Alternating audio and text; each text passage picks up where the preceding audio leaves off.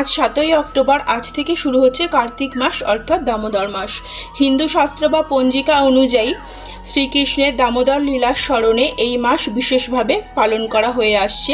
এই মাসে ভক্তরা বিভিন্ন দান ধ্যান, মন্দিরে দীপদান ও পুণ্য অর্জনের কাজ করে থাকেন।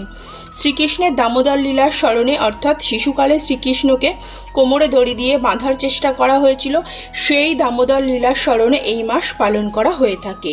এই মাসে ভগবান শ্রীকৃষ্ণের শিশুকালের এক লীলাকে স্মরণ করা হয়ে থাকে। মা যশোদা তার কোমরে দড়ি দিয়ে বাঁধার চেষ্টা করেছিলেন কিন্তু পারেননি। সেই দামোদর লীলার স্মরণে এই মাস পালন করা হয়। এই মাস তপস্যা করার জন্য পালন করা হয়। মনে করা হয় এই মাসে ভগবান বিষ্ণুর সেবা করলে তার সহস্রগুণ ফল পাওয়া যায়। এই মাসে ভক্তরা তুলসী গাছের নিচে কিংবা মন্দিরে দীপদান করে পুণ্য অর্জন করে থাকে। এই মাসে পরান্ন, কাঁসার পাত্রে ভোজন নিষিদ্ধ করা আছে। পরান্ন অর্থাৎ অন্যের বাড়িতে খাওয়া। চেষ্টা করতে হবে যাতে প্রতিদিন প্রসাদ গ্রহণ করা যায়। যারা প্রসাদ গ্রহণ করেন না তারা অন্তত নিরামিষ খাওয়ার চেষ্টা করবেন। আর এই মাসে বিভিন্ন শাকসবজি এবং শস্য খাওয়াও নিষিদ্ধ আছে। মাছ, মাংস, পটল, বেগুন এবং শস্যর মধ্যে শিম, রাজমা বীজ, বরবটি এগুলো খাওয়া নিষিদ্ধ করা হয়েছে।